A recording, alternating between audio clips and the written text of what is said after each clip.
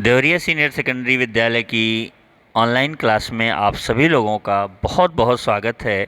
आइए क्लास 12 के लिए वितान नामक पुस्तक से जो सिल्वर वेडिंग कहानी थी उसका चौथा भाग लेकर के हम पुनः आपके सामने उपस्थित हैं।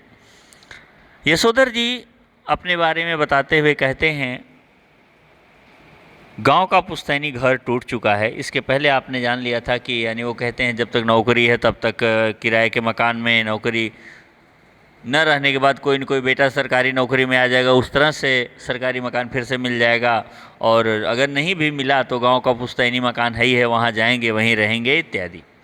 तो गांव का पुश्तैनी घर की इनके घर की क्या हालत है उसके बारे में बता रहे हैं। गांव का पुश्तैनी घर टूट फूट चुका है और उस पर इतने लोगों का हक है कि वहाँ जाकर बसना, मरम्मत की जिम्मेदारी ओढ़ना और बेकार के झगड़े मोल लेना होगा। इस बात को यशोधर जी अच्छी तरह समझते हैं। बच्चे बहस में जब यह तर्क दोहराते हैं तब उनसे कोई जवाब देते नहीं बनता।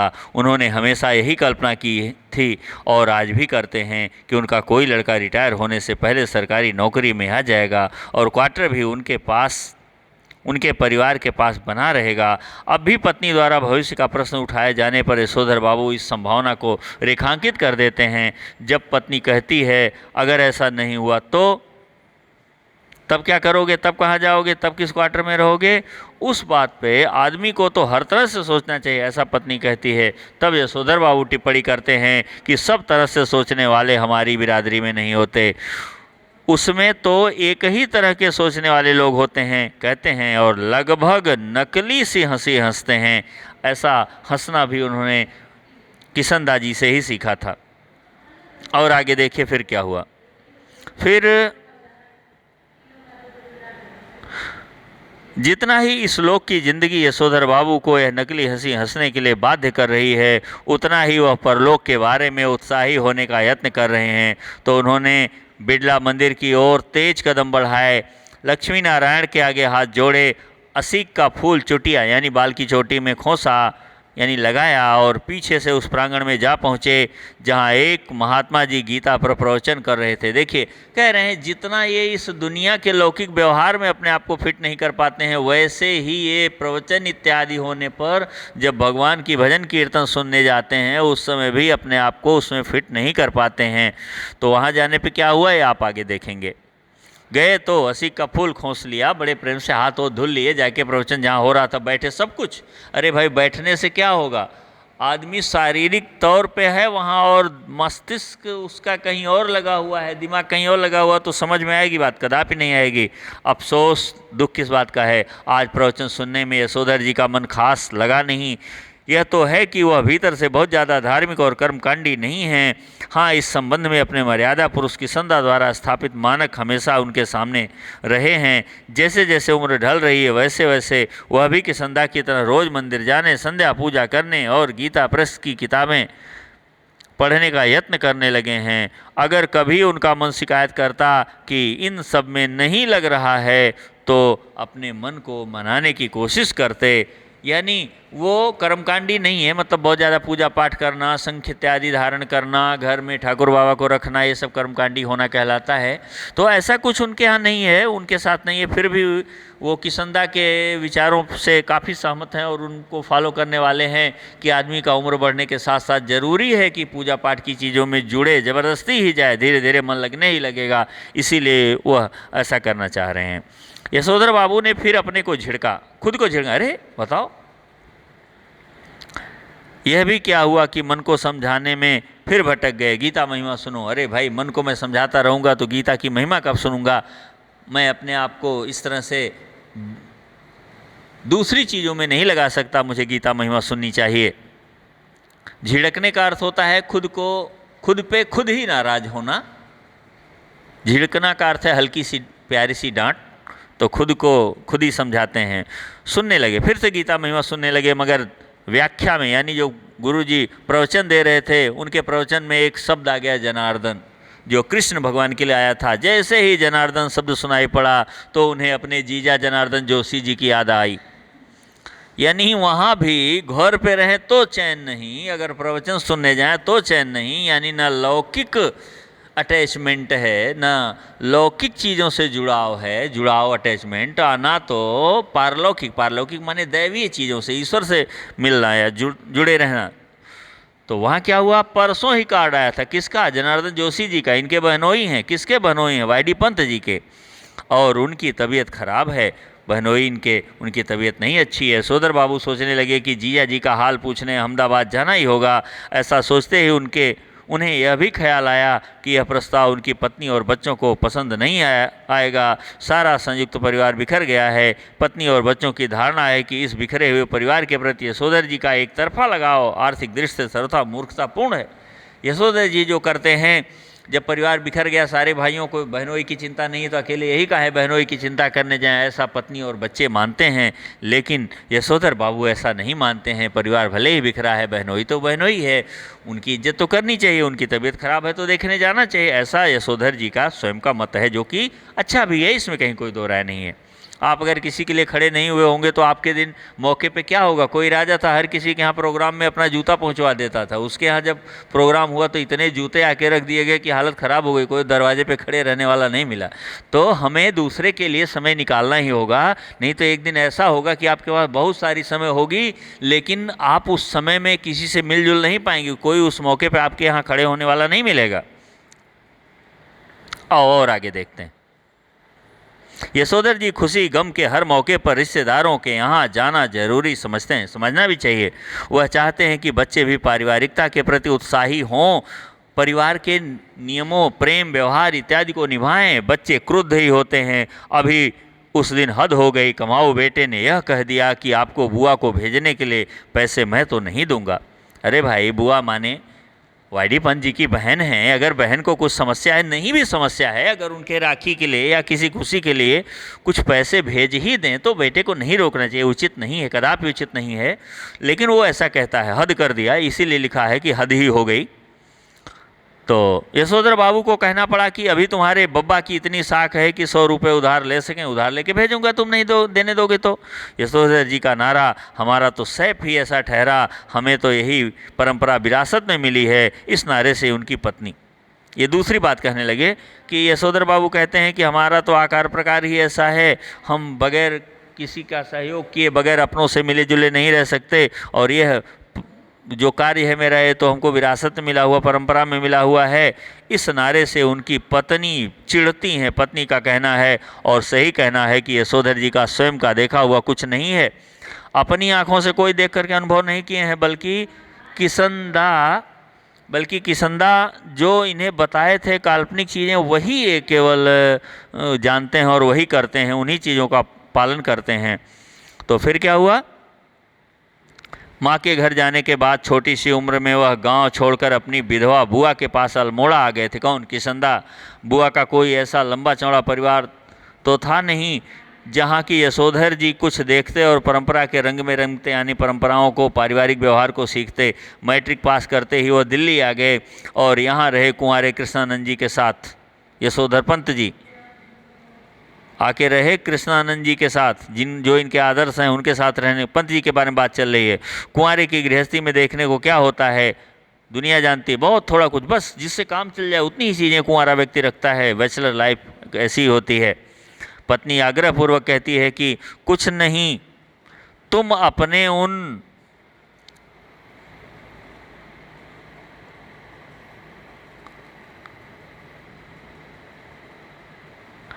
किसंदा के मुंह से सुनी सुनाई बातों को अपनी आंखों देखी यादें बना डालते हो। किसंदा को जो भी मालूम था वह उनका पुराने गंवई लोगों के द्वारा सीखा हुआ व्यवहार ठहरा। दिल्ली आकर उन्होंने घर परिवार तो बसाया नहीं जो जान पाते कि कौन से रिवाज निभ सकते हैं, कौन से नहीं निभ सकते। पत्नी का कहना है कि किसंदा तो थे जन्म के ही बूढ़े। किसंदा बचपन से ही बड़े लंबे लंबे, बड़े आदर्शात्मक बातों को बोलने, कहने, सुनाने वाले थे। पारिवारिक व्यवहार जानते ही नहीं थे। और आप भी यदि उसी तरह का व्यवहार करोगे तो आपका जीवन कैसे चलेगा। आप घर परिवार वाले हो, पत्नी बच्चों वाले हो, फिर ऐसा क्यों करते हो। बूढ़े तुम्हें, बूढ़े मतलब किसंदा के बारे में कहते हैं वो तो जन्म के बूढ़े थे, पिछले वाले पेज का बूढ़े शब्द बचा हुआ है। तुम्हें क्या सुर लगा जो उनका बुढ़ापा खुद ओढ़ने लगे? और तुमको कौन सी धुन लगी हुई है? सुर लगा हो ना माने धुन लगी हुई है कि उनका बुढ़ापा तुम ओढ़ने लगे, यानी उनके विचार आप अपने ऊपर ला रहे हो, जबकि आपकी परिस्थितियां अलग हैं, उनकी परिस्थितियां अलग हैं। तुम शुरू में तो ऐसे नहीं थे, शादी के बाद मैंने तुम्हें देख जो क्या नहीं रखा था, मैंने तुम्हें देखा था। पत्नी कहती मैंने तुम्हें शादी के बाद देखा था, ऐसा व्यवहार आपका नहीं था, लेकिन बाद में आपने जो अपना व्यवहार बदल लिया ये उचित नहीं है। हफ्ते में 2-2 सिनेमा देखते थे। कौन? वाईडी पंत जी। पत्नी कह रही है बड़े रंगीन मिजाज थे तब तुम, गज़ल गाते थे गज़ल। सोचो युवावस्था में कैसे थे, और थोड़ी सी युवावस्था आगे बढ़ी नहीं, बूढ़ों वाला व्यवहार करने लगे। गज़ल हुई और सहगल के गाने गाते थे। बताओ अब इतने जल्दी इतना बदल जाओगे तो नई पीढ़ी के साथ कैसे रह पाओगे? यशोधर बाबू स्वीकार करते हैं कि उनमें कुछ परिवर्तन हुआ है, लेकिन वह समझते हैं कि उम्र के साथ साथ बुजुर्गियत आना ठीक है। उम्र बढ़े तो व्यक्ति का धैर्य पूर्वक रहना, कार्य व्यवहार करना अच्छा है। पत्नी से वह कहते हैं कि जिस तरह तुमने बुढ़िया काल यह बगैर माँ का ब्लाउज पहनना, यह रसोई के बाहर दाल भात खा लेना, यह ऊंची हील और वाली सैंडल पहनना जो तुम करती हो, यह मुझे अच्छा नहीं लगता, तुम्हें नहीं करना चाहिए। और ऐसे ही 50 काम अपनी बेटी की सलाह पर तुमने शुरू कर दिए हैं। बेटी जो कहती हो तुम करती हो। बेटी तो नए युग की है, तुम कौन सी नए युग की हो और मुझे समझा रही हो? मुझे तो वे समहाउ इम्प्रॉपर ही मालूम होते हैं। यानी वाईडी पंत जी को अपनी पत्नी का ऐसा कोई भी व्यवहार अच्छा नहीं लगता। एनीवे, मैं तुम्हें ऐसा करने से रोक नहीं रहा, लेकिन फिर भी मैं तुमको तुम्हारे कार्यों को करने से रोक नहीं रहा हूँ, तो तुम क्यों मेरे कामों को करने से मुझको रोकती हो? तुम न मुझे टोको न मैं तुम्हें टोकूं, यानी अपनी अपनी ढपली अपना अपना राग हम लोग बजाएं। मुझे बुरा लगता मैं तुमको नहीं कहता हूँ, तो तुमको जो बुरा लगता है मेरी बात तुम भी मुझे मत कुछ कहा करो। देयरफॉर तुम लोगों को भी मेरे जीने के ढंग पर कोई ऐतराज नहीं करना चाहिए, ऐसा यशोधर पंत जी कहते हैं। यशोधर बाबू को धार्मिक प्रवचन सुनते हुए भी अपना पारिवारिक चिंतन में ध्यान डूबा रहना अच्छा नहीं लगा। सुबह शाम संध्या करने के बाद जब वो थोड़ा ध्यान लगाने की कोशिश करते, थोड़ा बहुत जब ध्यान लगाते, भगवान दिख जाए, प्रकाश दिख जाए, ऐसा कुछ हो, तब भी मन किसी परम सत्ता में नहीं बल्कि इसी परिवार में लीन होता। यशोधर जी चाहते हैं कि ध्यान लगाने की सही विधि सीखें, तथा साथ ही वह अपने से भी कहते हैं कि परहैप्स ऐसी चीज़ के लिए रिटायर होने के बाद का समय ही प्रॉपर ठहरा, वही समय अच्छा है, रिटायर हो जाएंगे, देश की चिंता नहीं रह जाएगी और तब हम ध्यान लगा पाएंगे, ईश्वर के से सामीप्य स्थापित कर पाएंगे, ईश्वर से अपना जुड़ाव बना पाएंगे। वानप्रस्थ के लिए प्रेस्क्राइब्ड ठहरी ये चीज़ें, वानप्रस्थ जीवन के लिए ही ये चीज़ें प्रिस्क्राइब्ड हैं, यानी अच्छी हैं। उसी समय के लिए ऐसी सलाह होनी चाहिए। वानप्रस्थ माने 4 आश्रमों में जीवन विभक्त किया गया था। ब्रह्मचर्य आश्रम जन्म से लेकर 25 वर्ष तक, गृहस्थ आश्रम 25 वर्ष के बाद से लेकर 50 वर्ष तक, वानप्रस्थ माने 50 वर्ष से और 75 वर्ष तक, और संन्यास माने 75 वर्ष से जब तक जिंदगी हो तब तक के लिए। ये 4 आश्रमों में पहले की जिंदगी बटी हुई थी, उसी के बारे में इशारा किए हुए हैं। वानप्रस्थ के लिए यशोधर बाबू का अपने पुश्तैनी गांव जाने का इरादा है, रिटायर होकर, far from the madding crowd, समझे, वो अपने घर पे ही रह करके अपने बुढ़ापा को बिताएंगे। इस तरह की तमाम बातें यशोधर बाबू पैदाइशी बुजुर्गवार किसंदा के शब्दों में और उनके ही लहजे में कहा करते, और कहकर उनकी इतना झेपी सी लगभग नकली सी हंसी हंस देते। जब तक किसंदा दिल्ली में रहे, यशोधर बाबू नित्य नियम से हर दूसरी शाम उनके दरबार में हाजिरी लगाने पहुँचते रहे, यानी उनके घर पे जाते रहते थे, हालचाल पूछते रहते थे, जो भी है। स्वयं किसंदा हर सुबह शहर से लौटते हुए अपने इस मानस पुत्र माने मन से जिसको पुत्र मान लिया है, मन मस्तिष्क से कदापि पुत्र ही माना हो, के क्वार्टर यानी वाईडी पंत जी के क्वार्टर में झांकते और क्या कहते, हेल्दी वेल्दी एंड वाइज बन रहा है ना भाऊ, भाऊ माने बच्चा, हे मेरे प्रिय शिष्य पुत्र, तुम अपने स्वास्थ्य इत्यादि पे ध्यान दे रहे हो ना भाऊ, ऐसा कहना वे कभी नहीं भूलते। जब यशोधर बाबू दिल्ली आए थे तब उनकी सुबह थोड़ी देर से उठने की आदत थी। किसंदा ने उन्हें रोज़ सुबह झकझोर कर उठाना और साथ सैर में ले जाना शुरू किया और यह मंत्र दिया, early to bed and early to rise make a man healthy and wise. जल्दी सो जल्दी जगो, अपने आप को स्वस्थ और तीक्ष्ण बुद्धि वाला बनाओ, ऐसा वे जरूर इनको सलाह दिया करते थे। जब यशोधर बाबू अलग क्वार्टर में रहने लगे और अपनी गृहस्थी में डूब गए, तब भी किशनदा ने यह देखते रहना जरूरी समझा कि भाव, भाव का अर्थ है बच्चा, सवेरे जल्दी उठता है कि नहीं। यशोधर बाबू को यह अच्छा लगता था कि उन्हें कोई भाऊ कहता है। हर सवेरे वह भाऊ ने कोई बच्चा कहता है, इतना प्यार करता है। वह किशनदा से अनुरोध करते कि चाय पी करके ही जाएं। किशनदा कभी कभी इस अनुरोध की रक्षा कर देते। यशोधर बाबू ने किशनदा को घर और दफ्तर में विभिन्न रूपों में देखा है। घर का व्यवहार अलग, दफ्तर का व्यवहार अलग, रहन सहन अलग, बोलचाल अलग, लेकिन किशनदा की जो छवि उनके मन में बसी हुई है वह सुबह की सैर को निकलने वाले किशनदा के, निकले किशनदा के कुर्ते पजामे के ऊपर ऊनी गाउन पहने, सिर पर गोल विलायती टोपी और पाँवों में देसी खड़ाऊं धारण किए हुए और हाथ में कुत्तों को भगाने के लिए एक छड़ी लिए हुए जो उनकी छवि थी, वही छवि पंत जी के मन में बसी हुई है। जब तक किशनदा दिल्ली में रहे तब तक यशोधर बाबू ने उनके पट्ट शिष्य माने परम प्रिय शिष्य, काफ़ी नज़दीकी शिष्य और उत्साही कार्यकर्ता की भूमिका पूरी निष्ठा से निभाई। बड़े उत्साह के साथ उनके द्वारा बताए गए किसी काम में वो लगते थे। किशनदा के चले जाने के बाद उन्होंने ही उनकी कई परंपराओं को जीवित रखने की कोशिश की और इस कोशिश में पत्नी और बच्चों को नाराज किया। क्या क्या कोशिश की, क्या क्या काम करते थे अपने किशनदा की तरह? घर में होली गंवाना, जनेऊ पुण्यों के दिन सब कुमायूनियों को जनेऊ बदलने के लिए अपने घर पर आमंत्रित करना। कुमायूं वाले लोगों के लिए एक प्रथा थी कि एक दिन ऐसा होता था जिस दिन पवित्र पुण्य, जनेऊ पुण्य मतलब पूर्ण पवित्र जनेऊ, एक ऐसा दिन होता था जिस दिन सारे कुमायूं वाले जो हैं जनेऊ बदलते थे। जनेऊ सभी जातियों के लिए पहले था, अब तो कुछ ब्राह्मण ही पहन रहे हैं, बहुत तो नहीं भी पहनते लेकिन प्राय पहन रहे हैं। जनेऊ का मतलब है बाएं कंधे से लेकर के दाहिने हाथ के नीचे तक एक 3 फेरे वाला धागा, जो कि बड़े ही पवित्रतम ढंग से और एक निश्चित और अच्छी सी गांठ डाल के किसी अच्छे जानकार और पंडित द्वारा बनाई जाती है, वो जनेऊ कहलाती है। तो जनेऊ पुण्य का काम करवाते, घर में होली गवाते, रामलीला की तालीम के लिए क्वार्टर का एक कमरा दे देते, उसमें आके बच्चे रिहर्सल करते, रोज़ धमा चौकड़ी मचती। तो घर परिवार वालों को अच्छा नहीं लगता था, फिर भी ये करते थे क्योंकि किशनदा ऐसा करते थे, उसी बात को ये भी फॉलो करते थे। ये और ऐसे ही कई कामों में यशोधर बाबू ने किशनदा से विरासत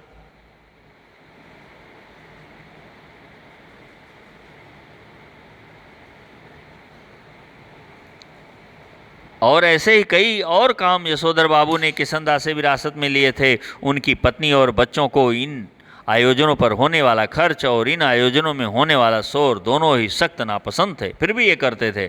बदतर यही कि उन आयोजनों के लिए समाज में भी कोई खास उत्साह नहीं रह गया था, फिर भी ये अपना काम करते रहते थे। यशोधर जी चाहते हैं कि उन्हें समाज का सम्मानित बुजुर्ग मान लिया जाए, लेकिन जब समाज ही न हो तो यह पद उन्हें क्यों कर मिले? अरे भाई, जिस समाज में आप रहते हो वहाँ से आपका अटैचमेंट ही नहीं है, वहाँ से आपका जुड़ाव ही नहीं है, तो कैसे सम्मानित बुजुर्ग मान लिए जाओगे? लेकिन जब समाज ही न हो तो यह पद उन्हें क्यों कर मिले? यशोधर जी कहते हैं कि बच्चे मेरा आदर करें और उसी तरह और आगे की कहानी है कि बच्चे आदर करें, हर बात की सलाह मानें, मुझसे सलाह लें, मुझे भी अपने साथ शामिल करें, ऐसा कुछ बच्चों को ज़रूर चाहिए, ऐसा पंत जी का अपना मानना है, ऐसी उम्मीद वो बच्चों से करते हैं। अब बच्चे उनकी उम्मीद पर कितना खरा उतरते हैं आप कहानी के पीछे वाले भाग से जाने भी होंगे, बाकी आगे जानेंगे। आज के वीडियो में बस इतना ही। आप वीडियो से जुड़े रहे इसके लिए आप लोगों को बहुत बहुत